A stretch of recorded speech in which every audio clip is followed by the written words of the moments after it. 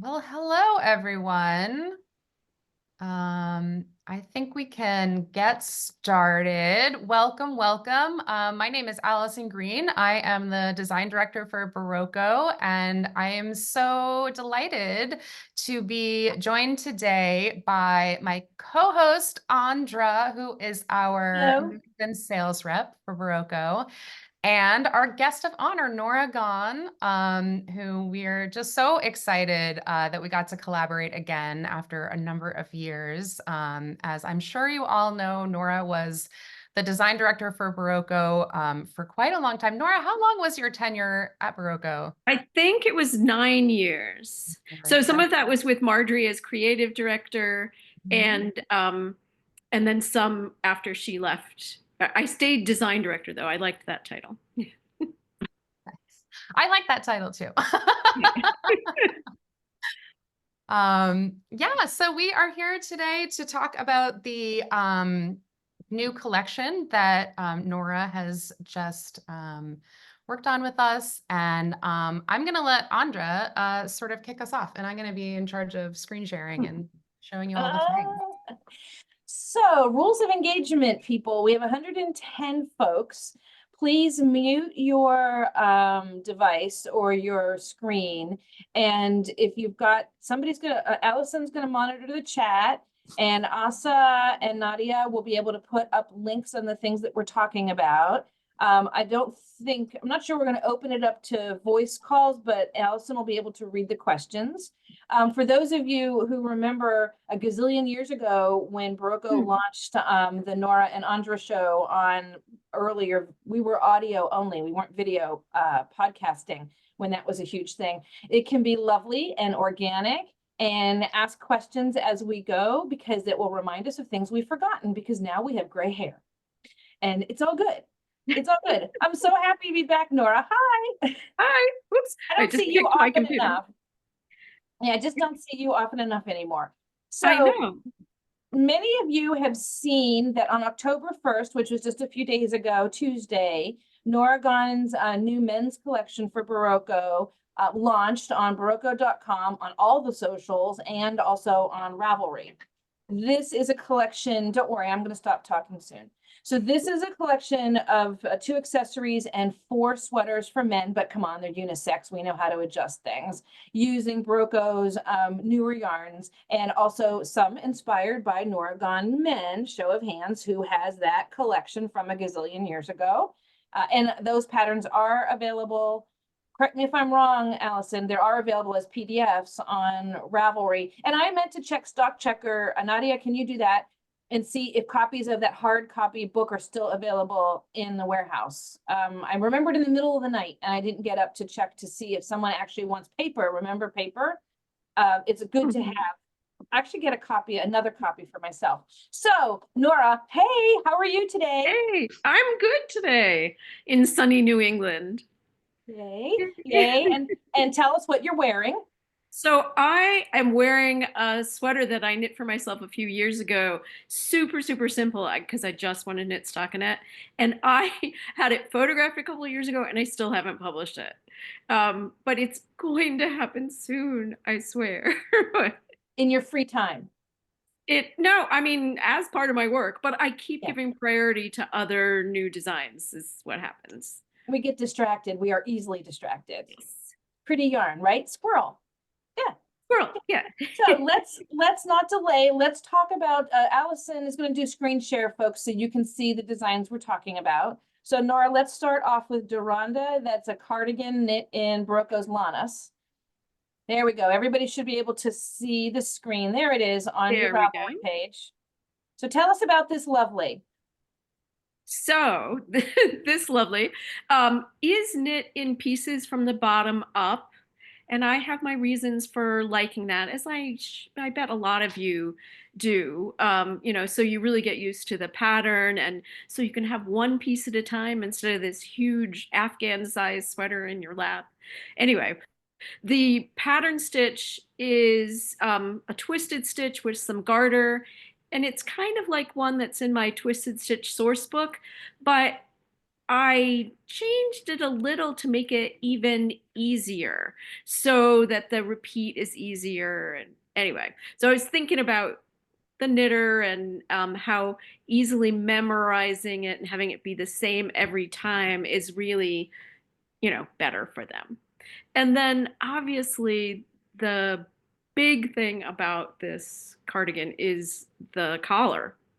So the big lush shawl collar is knit on afterwards, but you don't have to pick up stitches. You end up doing the rib across and then picking up into a row, and you pick up every other row. So it's really simple and methodical.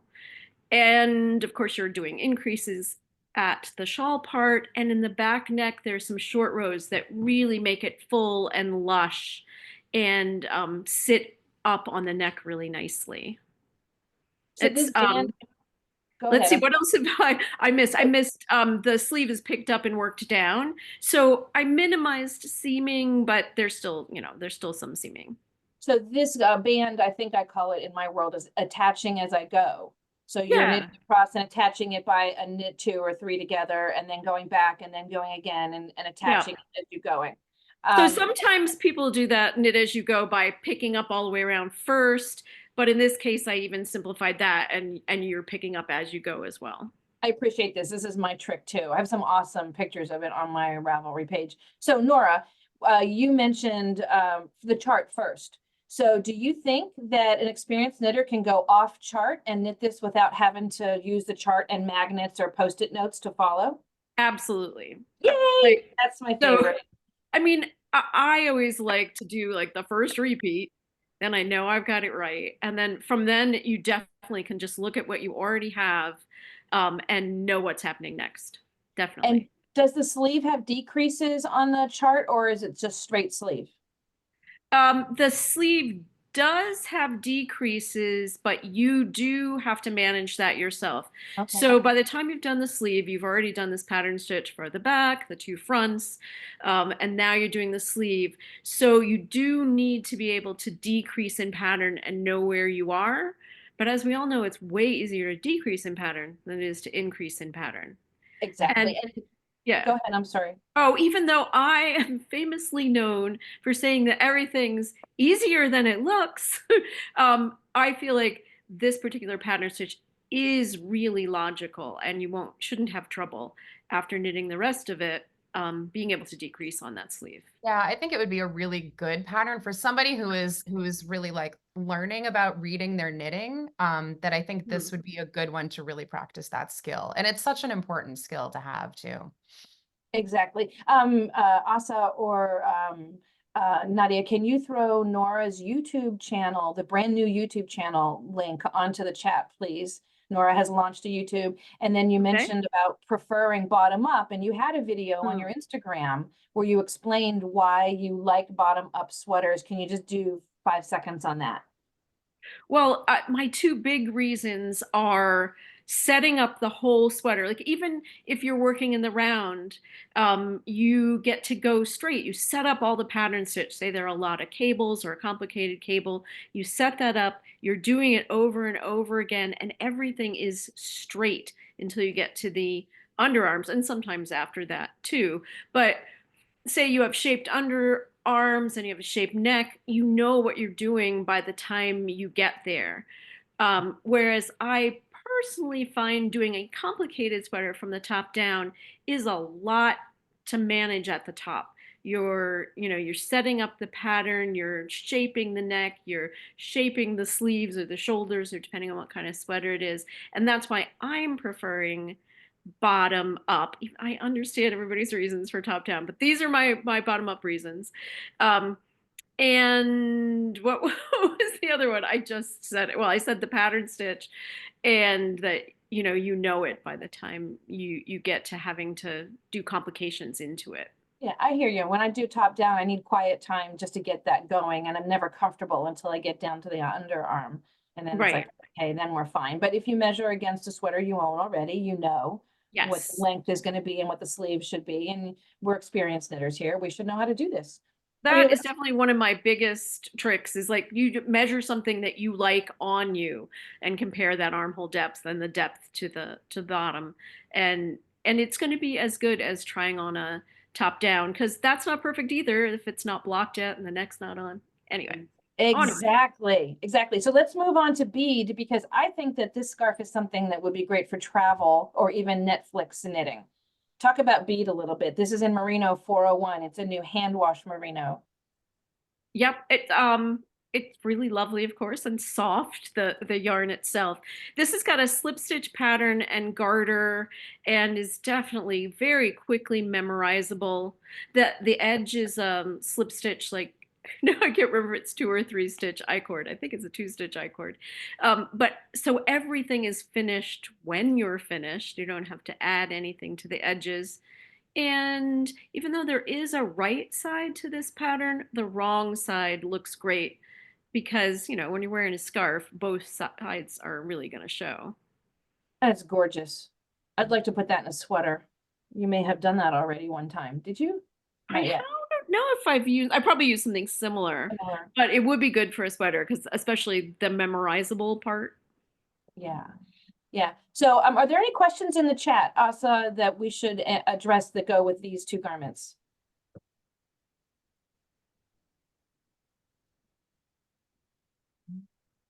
Don't see. So we have a question about drop shoulder garments. In general, how can you adjust the pattern to make the drop shoulder closer to your natural shoulder? For someone who finds that it goes a little too low on the arm. So that's Okay, there are some tricks. I personally prefer to extend the shoulder even further rather than bring it in. But that's just my personal way. I like something to fit. So I will like extend the garment a little or shape it outward. But if you want it closer to your shoulder, you can always cut in like a repeat at the bottom of the armhole. And then you'll have to sew that little bit together at the end. But personally, I never do that, just as a matter of course. So Allison, bring up Romola, the next sweater, because the picture of that will show exactly what Nora's talking about on a close-up with the drop shoulder. Do you see how there's how many inches of positive ease in this sweater? It looks like maybe Right. 8 or 10. Yeah, and maybe 8 or 10 inches of ease. Right. And you can see where the pickup and knit down is on that. Right. I think that's another thing that I should have mentioned in the last answer is that one of the reasons I don't do a cut in is because I like a really oversized sweater on myself. Probably not as much oversized on a man. Like this 8 to 10 inches, I think is great. But on myself, I like 14 inches of oversize. And then the drop shoulder is so low, it really doesn't make any difference. Yeah. So are these patterns charted cables? Yes. Yes, this is a charted cable.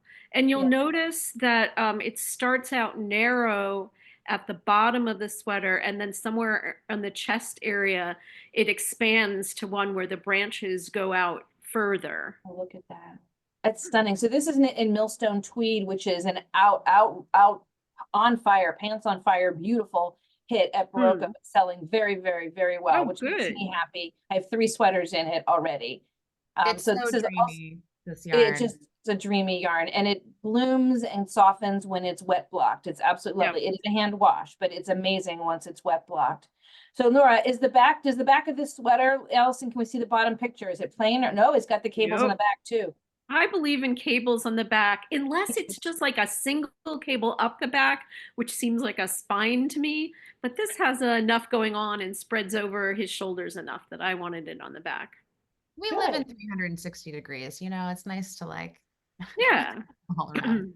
Yeah, that's right. This is my favorite design in the collection. When we were looking at Nora's proposals for pieces, and she gave us more ideas than we could actually use in the collection, which was like, how do we choose between all these wonderful things?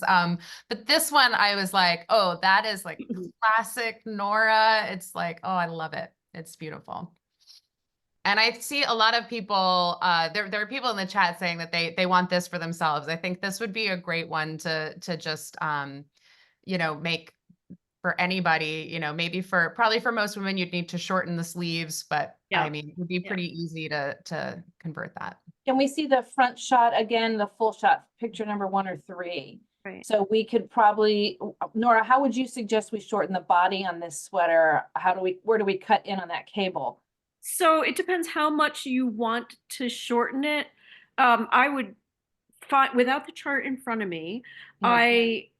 you might be able to cut out one repeat or cut it off somewhere where there's mostly stuck, and obviously not a row where there are cables. That would be harder. And if you're shortening it a lot, I would take some off the top half and some off the bottom, somewhere it's narrow and somewhere it's Oh. wider. Oh, And that's then an about idea. the sleeve, if I were making it for a woman, I might choose one size smaller sleeve and the armhole depth to go with it, because it's pretty big at the top of the sleeve to fit a man's upper arm. And then, of course, like Allison said, Yeah. it'll need to be shorter. But since you're working from the shoulder down, it's easy for you to determine how long you want that. And it's a good idea to Also, measure your favorite sweater to see what the arm width is so that you have an right. idea. Yeah. Yeah. And the neck, I love turtlenecks. Like they're like security blanket for me. But a lot of people don't. And all you have to do to make it a crew neck is make it shorter. It'll be the same number of stitches. Just go like 1.25 inches, bind off, and you're fine. Turtlenecks were showing up a lot in Berroco's fall collection also, and I'm one who doesn't like the turtleneck, so I have shortened several of them, and just keep trying it on because the whole sweater is done when you're doing that part, so you can try it on and see. Yeah. So the next sweater is called Middlemarch, and Middlemarch reminds us all of from Norah Gaughan men's collection, the Beagle sweater, which is the most popular sweater from that collection. And I feel like Beagle inspired this sweater. Can you tell us about this one in our beloved Ultra Alpaca? Actually, Right. remember, Ultra Alpaca was made for you. Remember Was it when me? back Well, in I the definitely day- was the design director when it came. Yes. Well, Yeah, and Berroco- Marjorie was still there.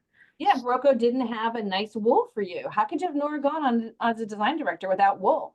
Well, remember, I came in right after the Scarf floofy, years. fluffy, furry yarn Yeah. craze. And my specialty is cables and texture. So yeah, we definitely needed this yarn for that. Those fluffy yarn, the scarf yarn days, as I call them, it was rough times for us, Nora. Yes, it was. It was not my thing, I have to admit. Although they're coming back, I keep hearing every time we go to Europe to look at new yarns, they're like those Yeah. novelties are back in Europe. At least the mills are trying to tell us Right. that they are. I don't know if they really are, or if they're just like, look, we can make them better now. Maybe. They feel nicer, I will say that. So tell us a little bit about Middlemarch, Nora. So Middlemarch, like Beagle, just has pattern stitch at the top, kind of inspired by Guernseys or Ganseys.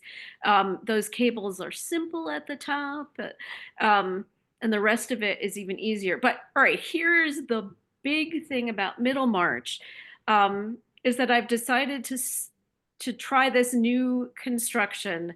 We've already talked a little about how so many people like to knit top down and the reasons for that, and why I like to knit bottom up, and there are reasons for that. But in this case, you cast on right at the underarm. So you cast on in the middle and you work up. So you have the best of working from bottom up and you do the fancy part and shape the neck, do the shoulders, and then you pick up around your cast on. If you want, you can do provisional cast on, but in this case, I think because the number of stitches changes, there are many fewer stitches in the garter than there are in the cable part. You pick up and you work down for the rest of it. And I've been doing more and more of that, and I really love it. So you you have the ease of working the cables from bottom up, and then you have the try-on ability and the ease of working top down for the bottom half of it. All right, you're brilliant. You are so brilliant. Tell us about that chart. Do you think we can knit that without looking at the chart once we set the pattern? Absolutely. Again, really logical. So you'll memorize like how often you do the braid, and the little diagonal lines, very, very logical. And then there's a little like one stitch garter thing there that really helps you count everything as you're going. Perfect. And I love the ultra alpaca. I have no fewer than 6 sweaters, I think, in this yarn. Right. In the And of active course, rotation. Berroco has like several other yarns that do the trick, that do get the same Oh. gauge. And Oh yeah, ultra wool, vintage, ultra alpaca, Lanas, Merino 401. Millstone's a little heavy. Comfort. There's cottons, Pima 100, modern cotton for if there's somebody here from the colder weather. What am I forgetting? I think that covered. you I think did well. that covered it. Yeah, that's quite a selection. I love this sweater. Now that you've mentioned the alternate construction, I'm so much more curious, and I think I need to go ahead and get some yarn for this. Yep, I do. Okay, let's move off to a hat, something that's a 1 skeiner. Actually, it's a 2 skeiner because it's in millstone tweed. This is Felix. Andrea, a quick question. Yes. On the last sweater, someone's saying that their husband has a little bit of a tummy, and any suggestions on how to add a bit of room so it doesn't pull? I I haven't. Again, another thing I haven't done, but you could easily add at the side seam, there's really no seam, but at the sides, you could add increases in every few inches just to give you a few inches more in the front. So don't add them to the back. So pretend it's like a swing sweater, except you're only adding them to the side seam in the front, and just to give a couple inches of ease over the belly. That's so interesting. A secret pro tip. I do that on my sweaters down the side seams every 1.5 or 2 inches to make a slight A-line that nobody sees, except Right. the sweater will look like it hangs straight on me. But you're saying just to do it on the front. So that's pretty. Yeah, I think for a brilliant. man's belly, that would make sense. You're not throwing John under the bus here, I see. You Well, haven't- he has developed a belly. He's not watching. Love John, love John, no insult. Okay, let's go back to Felix. Let's talk about the hat. Okay.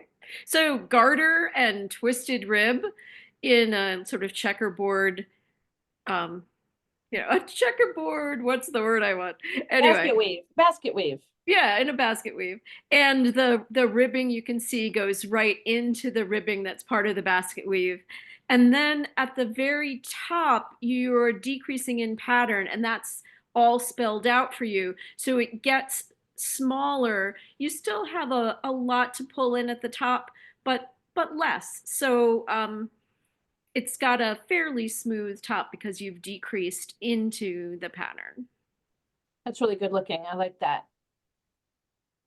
Quick Someone knit, in of the course. chat is asking you to share thoughts about twisted stitches. They seem to be popular. Last couple sweaters I've done have had twisted stitches in it. I like the definition because they pop.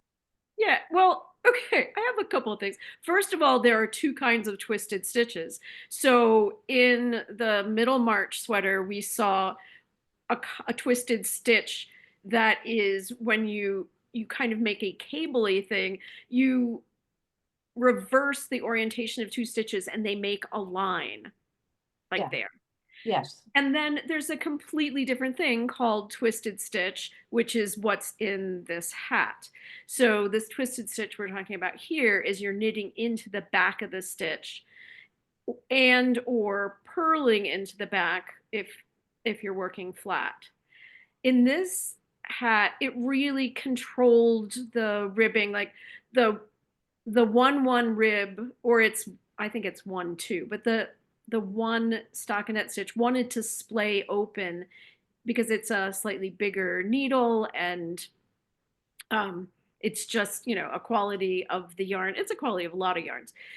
It wanted to splay open if it wasn't twisted. So I ended up twisting every row, and it's a way to kind of keep things in control. Although I'm not big into being super in control myself, but in this case, this is what looked good. Sometimes, That's so funny that what you just said, because you said it's like a way of being in control. I was like, maybe that's why I like twisted stitches. I yeah, hardly ever use like a regular 1 by 1 rib. I almost always do a yeah, twisted rib because I just like that like little, I don't it's know. control. Yeah, It's yeah. it's firmer and it holds a rib better. So Yeah. sometimes when I need it to firm up, I say I'm working flat and it's one rib. I will work into the back of the knits only. And so every other row is twisted. And I call that half twisted rib, but there are other things called half twisted rib as well. Some people, if you like to be in control, like Allison, may not like that one. I like it. It's a little pebbly. Anyway, it's worth experimenting to see what you like. I think that's a key word here, experimenting. So these are, it's a, I believe, Allison, it's a two skein hat. So here's a small project. Somebody I saw fly by in the chat said that, yeah, it's 2 balls. Somebody on the chat, it flew by and said that they have trouble because sometimes twisted rib doesn't stay on their head. But in this case, it's a small enough project that you can experiment and learn new skills or learn, oh, I like this stitch the twisted stitch every other round, or no, I like it done on this one every round. It's a way to learn new things without committing to a full sweater. So Yeah, the hat itself here is not super tight. So it's not going to squeeze off your head like if you have nice shiny hair and it just goes squeezing off. That shouldn't happen. good. That happens to me. I can't wear hats. It's just so sad. I can make them. So let's move on to Silas. Silas is the one that some of my customers reacted to most positively when I showed them the lines in sales meetings. This one's done also in Merino 401, which has amazing stitch definition. So take it away. Yeah. Tell us about Silas. Well, Silas has a very special inspiration, and we don't have a picture of it with us now, but if you Google it, Elvis and sweater, you'll see pictures of Elvis in a sweater that's very similar to this. It's a similar cable, and it has some brioche in between. I changed the amount of brioche in between. I definitely took that as a starting point, but it's inspired by an Elvis sweater from 1950 something, I think.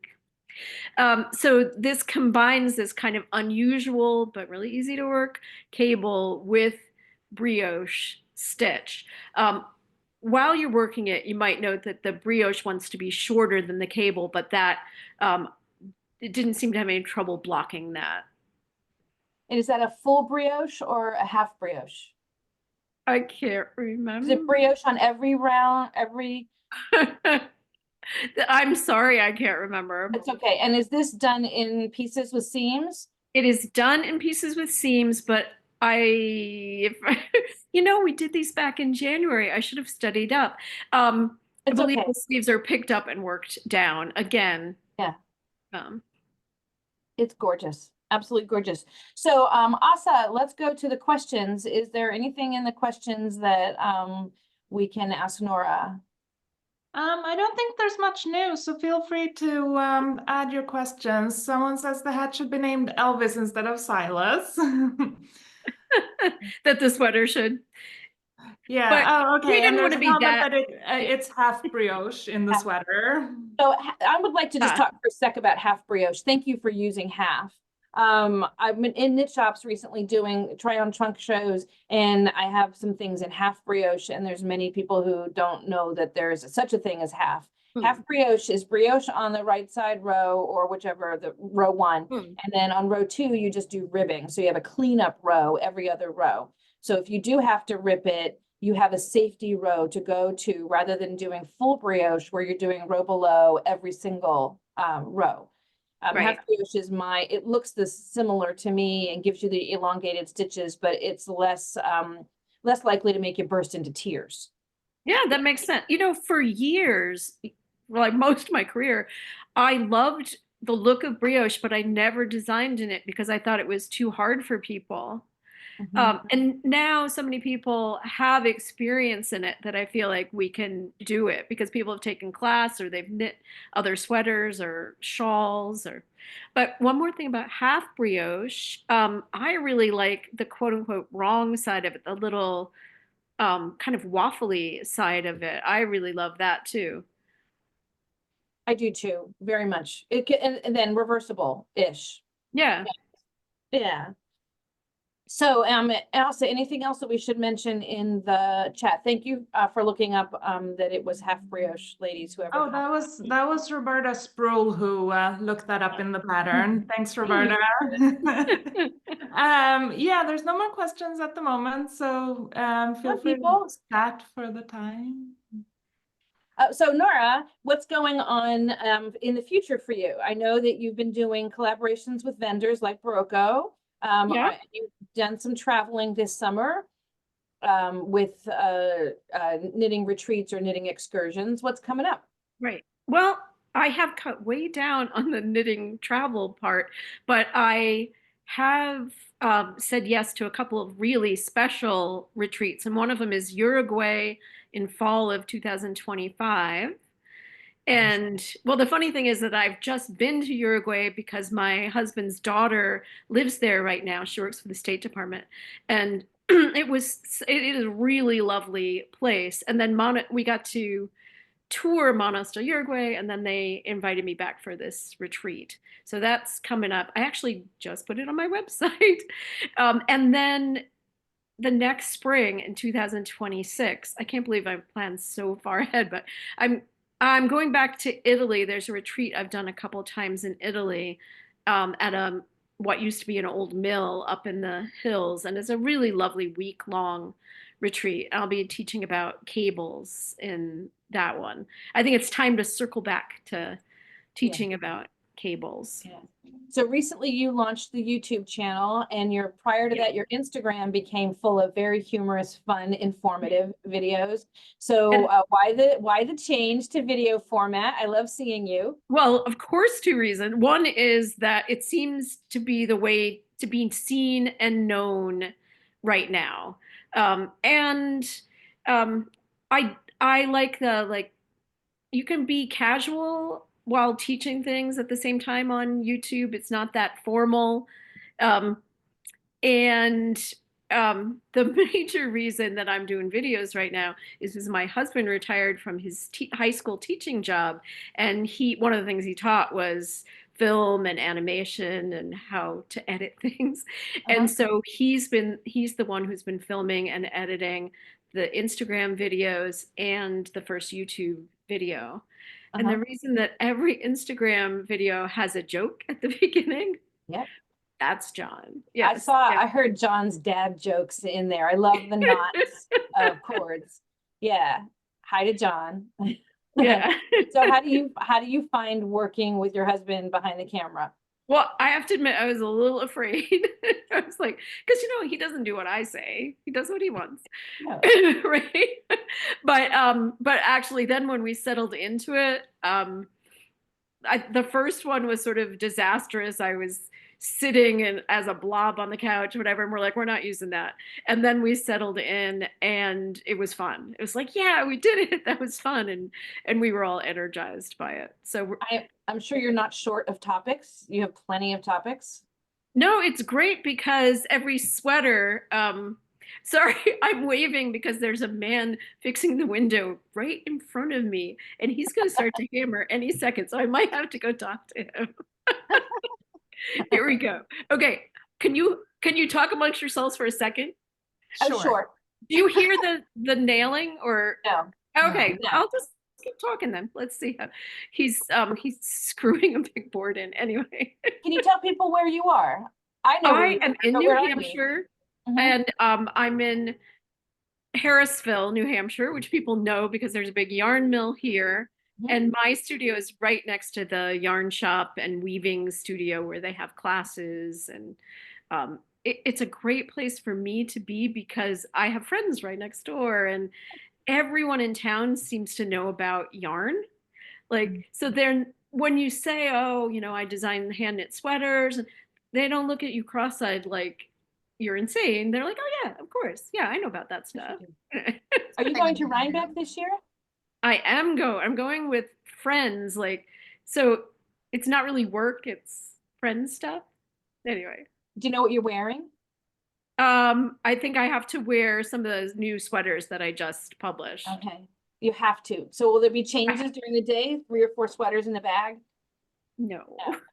So we should watch, everybody should watch out and say hi to Nora if you see her walking by. Don't be shy. Nora's approachable. Definitely. Yeah, yeah. Actually, I get bummed when no one recognizes me. Well, okay, I'm gonna tell you, remember, 2 or 3 years ago at Rhinebeck, Nora and I were standing in the entryway of the building where the spoon guy is. That's like the commercial building across Okay. buildings A and B. You and I stood there and chatted for about 20 minutes and nobody stopped. I'm like, I wanted to reach out and say to people, what the heck is the matter with you people? This is Norah Gaughan. I feel like it's just like with, like with any celebrity, you want to be respectful and let them just enjoy their day. But little do people know, like sometimes people actually really like, a little like, hi, I love your Everybody, there's 122 people here. You have permission to be fangirls or boys and take a selfie with Nora and post it on Instagram and tag Nora so we can get more followers and more people onto the YouTube just to see what's going on with our beloved Nora. Yeah. Great. It's great. Asa, anything else coming up on the chat? I see that number going bigger, but I'm not looking at it. Yeah, no, we're doing good. Really, nobody has questions. You have practically a one-on-one with Nora. I'm not shaming you. Come on. All right, can I talk about the sweater that everybody asked about? Yes. Please. Go. So in the picture that was the promo for this video, I was wearing, can you see it? This sweater. Yes. And this is a sweater that I knit out of spindle spun yarn. So when I learned how to spin, I wanted to use all that pre-dyed multicolor yarn, which is hysterical because, as everyone knows, I like to knit in plain yarn. So I had all of this wild yarn and I like plied it with itself. Anyway, I had loads of wild yarn and I ended up making this sweater by like striping the different things that were already plied together and what. So in other words, there's no way to reproduce this sweater. I will publish the instructions soon, I promise, but I keep making everything else come before it. I mean, it's actually really similar to the sweater I have on. It just has a completely different kind of sleeve and different length. But what I did do is I took Millie Calori Light, 2 colors. Billy Fiore. Millie Fiore Light. Yeah, somebody put the link to the website. And it's used, there are 2 colors and each one is used doubled. So a double of one color and a double of another colorway, and then kind of a random striping. So I am going to put this in the pattern, and I actually have a Berroco substitute there are 4 patterns that are really related, and there's Berroco substitute for each one. So I'm going to put those in the pattern because I was knitting from my stash and I have stuff that people couldn't, the original yarns, like people will not be able to get them. So I thought a nice accessible yarn was in order. I think that's great. I hesitate to knit from stash, or even I'm wearing rigging in Inca tweed. I can't wear this in public because the yarn's long gone, but I will reknit it in Hearthside. The yarn's downstairs so that I have another one that I can wear. Right. I saw an interesting question pop up that I really like. Someone who has never knit a sweater before wants to know which of these new sweaters you would recommend they start with. Okay, we have to think about what they are. There was Middlemarch. I think that's the one. Yeah, Middlemarch, Duranda, Romola, or Silas. I think Middlemarch is the one. Middlemarch is probably the one. So it depends, it would be handy if you've knit a cable before, but not that necessary. In this case, it's interesting because you're starting with the hard part of the sweater, and then after that, everything's easy. Yeah.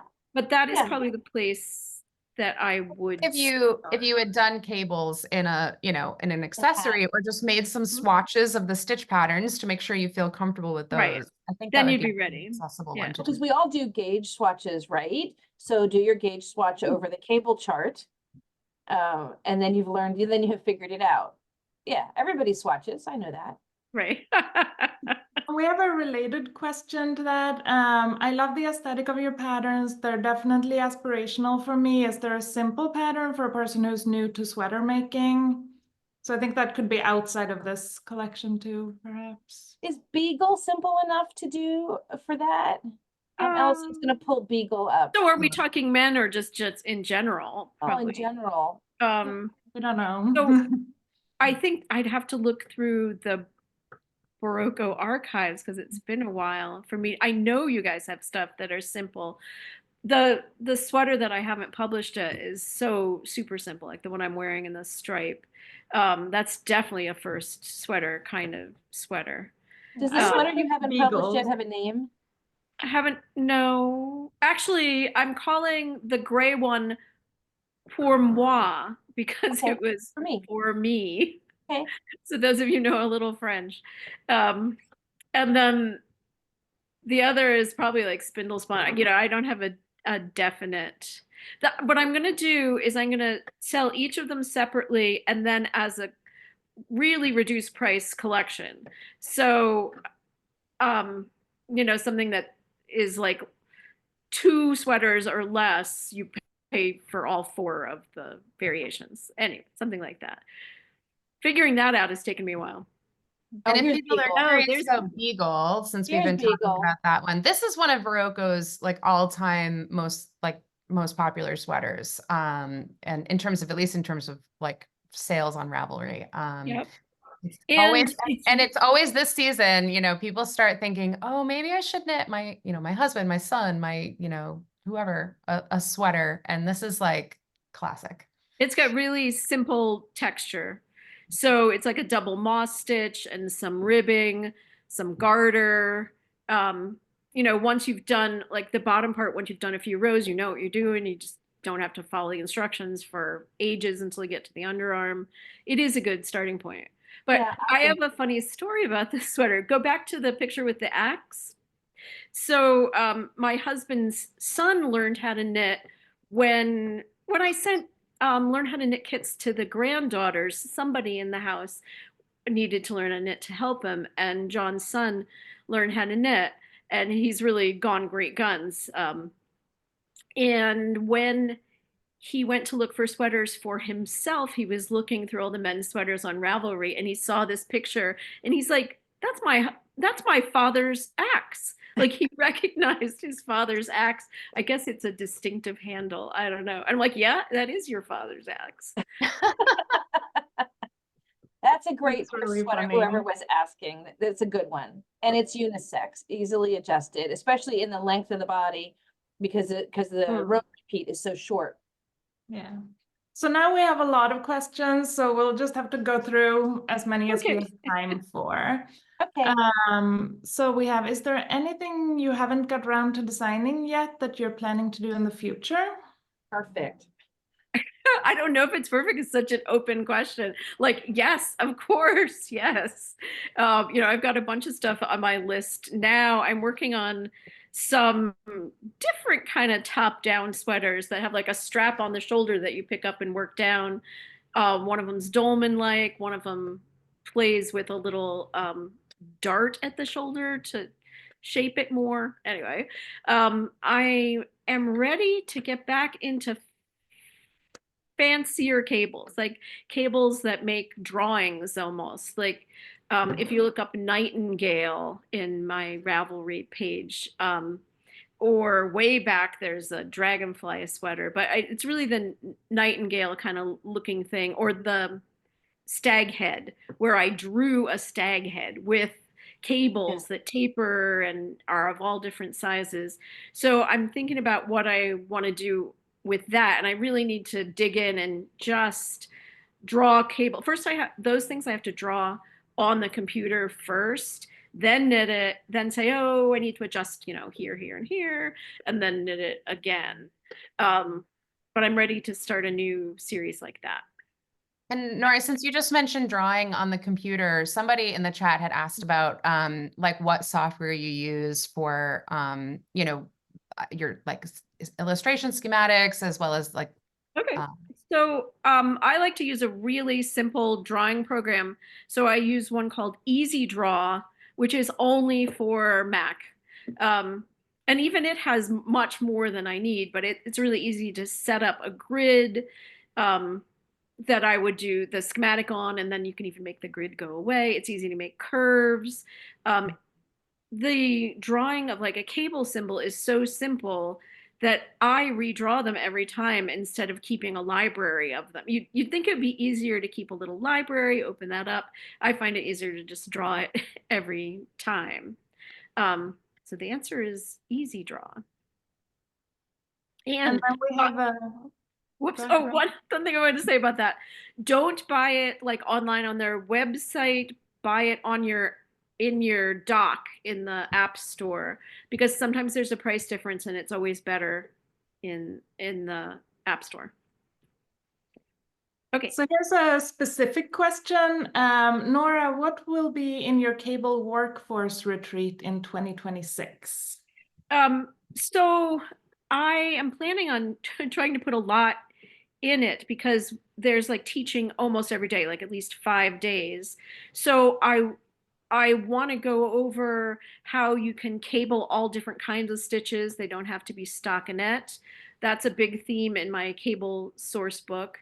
And so I'll sort of be talking about like how you could make up your own cable that way. So have you knit some, that are already made up, and maybe you can make something up. And then I have a cable game that I played in a couple classes a few years ago, where you like have different cards, and depending on what card comes up, you do a different kind of a fancy cable, like a cable that tapers. That's something that I don't see many people do, or a cable that cables different stitches, or and what else do I want to do? I want to talk about how if you have a stockinette stitch sweater and you want to throw a cable in, how in my source book I give you the numbers of how to easily throw that cable in, like how many stitches. This cable may be 24 stitches wide, but it only takes up the space of 16 stitches. So you take 16 stitches away from the sweater and put that in. And then, of course, you have to add those 8 more stitches. Anyway, can't get into it right here. But I'm trying to go into all the different kinds of cable things that we'll be doing. This particular retreat is like 3 hours every morning. You're doing some knitting thing, and then you go to some amazing old city up the road, and you have lunch at an amazing restaurant, or you go to all these different places, different days. But I'm going to do cable knitting all the times when we're doing the class. Do you need an assistant for the classes? I can make myself free. Well, if my assistant that I already am bringing drops out, you can be next. Where do we sign up? Right. Where can we get on the wait list? Right. The assistant wait list. Someone was asking about your favorite sweater of all time. They have some of your patterns, lovely patterns from the 80s. So, I'm giving you this question, but I know I personally would not be able to answer it. So I have no way of answering that. Like when I want to show off, I always mention the stag head sweater, but I don't know. That's not like necessarily my favorite, like my favorite one to wear. There's a bunch of different questions there. What's your favorite one to wear? What's your favorite one to suggest to people? What's your favorite show off one? Yeah. There's a lot of categories. Yeah. And someone else was interested to know a little bit about how you got started designing, and asked specifically, was there a sweater that didn't exist that you wanted? When you started. I do remember. So I learned to knit when I was 14, and I already crocheted and was making up wild crochet vests and stuff. And after I learned how to knit, I came home. It wasn't at home, it was away. And I came home and I tried to follow a sweater pattern, and I was in tears. I was having trouble. And my mom was in the bookstore and she saw Knitting Without Tears, the Elizabeth Zimmerman book. And she was like, wow, that's for Norah, because there I was in tears. So it was the perfect book for me, because those of you remember Elizabeth Zimmerman's percentage systems, she told you, you know, if you want the sweater this big, the sleeve is this percentage, and you want to decrease in the yoke a certain percentage after each stripe. So my first one that I designed was a colorwork one because I did it Elizabeth Zimmerman's way. So she really enabled me and to do that.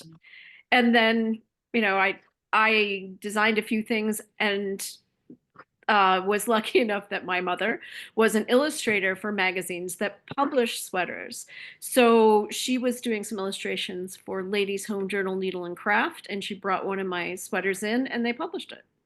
And so then that got everything started. But I feel like there are a lot of unusual things about my upbringing there, like the fact that my parents were freelance illustrators, like that's pretty unusual, and that mom worked for this magazine. That how would I even know that you could have things published in a magazine like that if it weren't for her? So that got me started, and through the editor I worked with there, I did other things. Then I went to university and got a degree in biology and art. And afterwards realized that I still really loved the designing knitting. And when I was in Providence, I was close to Berroco and Bernat. Ironstone was actually there at the time, but I had never worked for them. But I worked for both Berroco and Bernat freelance, and then Classic Elite was only like an hour away. I did things for them, so it was a really great time for freelancing. And what people probably, you know, newer knitters don't realize how much the industry has changed. It was all magazines and yarn companies, and now there's so much independent. But you couldn't, it was too hard to publish independently. Yeah. Like Penny Straker is the only person I know that published independently. And those were, you know, beautiful printed patterns, a big deal. But everything else is done through a company. Did I more than answer that question? That's great. No, Yes, it's there is amazing, a I think, related. how much luck is involved in Yeah. where so many of us end up, like, you know, if you hadn't been, you know, yeah, in those specific circumstances. Right. maybe. If I hadn't been, well, if it weren't for my mother, and then if I weren't in Providence, I stayed in Providence after. And Marjorie Winter and Deborah Newton were there looking for knitters. And when I hooked up with them, I've skipped that whole part of the story. When I hooked up with them, they told me a lot of places to go to try to get things sold, to publish things. And you had a swatch business too. Oh, at one point I realized that after I started making up a lot of pattern stitches, so I was making up twisted stitch patterns and cable patterns, I found out that there were agents in New York City that took huge cases of swatches, like picture a swatch is about as big as the front of a sweater. They took huge cases of these stitch combination ideas or new stitch ideas to manufacturers. So to all the high fashion, the Gap, Donna Karan, wherever, like they sold these to the designers there, because those designers, they have other tasks they need to do. They're designing the shape of the sweater, the yarn. They can't make up a pattern stitch, so they buy a pattern stitch if they want something new. It's so funny. The person who was responsible for me getting started in knit design used to do that in New York, Berta Karapetian, who was she founded Carabella Yarns and had school products in New York. Yep. And so it's funny because I always remember those swatches, because when I was working in her store, it was, yeah, she was making those swatches and she'd say, oh yes, and here's the sweater from Donna Karan, you know. Right, right. Yeah, I have some pictures of things that were in Saks Fifth Avenue, and it was always fun to see like the catalog come out and see those things that I knew started as my pattern stitch. Yeah. Nora, I still have a gray sweater I was wearing many years ago within your presence, and you looked at it closely and said, I sold that swatch to somebody. I recognized it in your sweater. Very cool. I didn't know about that either until then. All right, Asa, any other questions? We have a couple more minutes. Yes, we have a related question to the last one. If you want to start selling your own patterns, what do you suggest that as the best way to proceed? Sell on Ravelry, sell on your own website, sell to a magazine? So kind of in the current time, what would your advice Yeah, in the be? current time. See, because it's so completely different from the way that I started, that I would have to say you start on Ravelry, and then you have to market the hell out of it. Like even now, that I'm not working for a yarn company or something that's, somebody who has their own marketing tools, I have had to really step up the marketing. Like that's why I'm doing more videos. That's why I did the YouTube, because you need to be out there and seen. There are so many patterns new on Ravelry every day that how do you get it seen? Yeah. Yeah. Good It is answer. social media, all that stuff is Yep. very, very important these days. Great. I Well, think we have time for one or two more questions. I don't know. Are there any more hexagons in your future? Yes, there are. So I've started a series of half hexagons, which is sort of funny because it's 3 triangles. Like, so do you call it 3 triangles or would you call it a half a hexagon? But I have started a series of sweaters that'll be published in December that are based on that. And they have twisted stitches in them. And it's one of those things where if you take this triangle that has a fairly simple pattern in it and you repeat it several times, it looks much fancier than just one repeat of this pattern. That's great. Right. It sounds like we all need to follow you because there's a lot of things still coming. Yeah.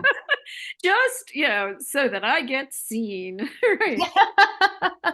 The best is yet And to come. Yeah. if there are young people following, no, I looked at, I've just had that one video on YouTube so far that came out a week ago, and the statistics of what the followers are is like there's a bunch 45 to 55, but the highest peak is definitely 65 and up. So let's fill out the lower range a little bit. I think, Nora, with the sweater that you're wearing, with the easier, with entry Mm. level, how about an entry level collection into the Nora world of Norah Gaughan? And that's where Right. you're going with this sweater and Yeah. and step into it. And then we do Beagle and we do some easier things and smaller projects. I was at an art show the other day and hanging from the ceiling was a paper dodecahedron. And the people I was with said, "How in the heck did you know what that was?" Can Well, anyone look up the stellated dodecahedron? yeah, What's it called? Celestine. yeah, Celestine.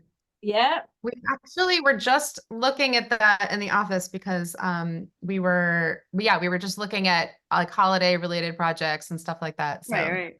So this particular project that they're pulling up, it's if you have pentagons, but you put way more rows in between the decreases, so they make points, and then you have 10 points all around this ball, and that is mathematically a stellated dodecahedron.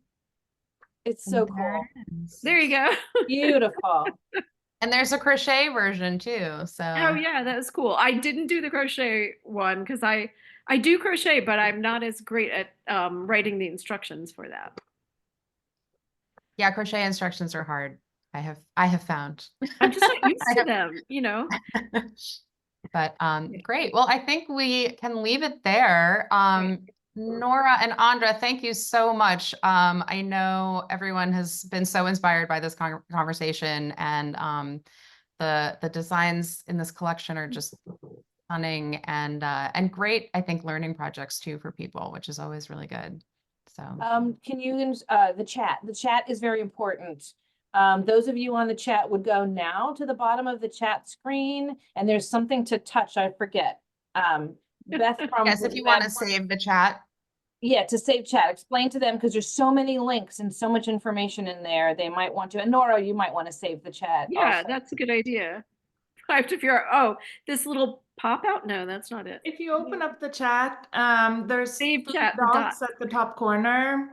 Yep. And if you click that, you have an option to save the chat.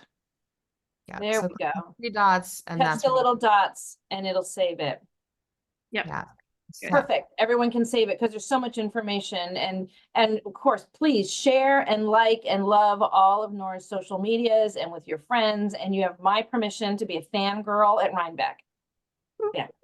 I'm not telling you which day you're coming. You didn't tell me which day you're coming. Maybe you'll Oh, post- Saturday, definitely. I'm not sure about Sunday. Okay. Okay. And oh, and I see Nadia has posted that Gaughan Men's paper copy is still available. If somebody wants paper, your local store can drop ship that to you. I might have to get a couple copies for myself just in case. There you go. This is so exciting. Thank you, Norah. Thank you, everybody who came. Thank you, Allison, Berroco, Asa, everybody. Yes. Go forth and knit great things. All right. Bye. Bye. Thank you, everybody.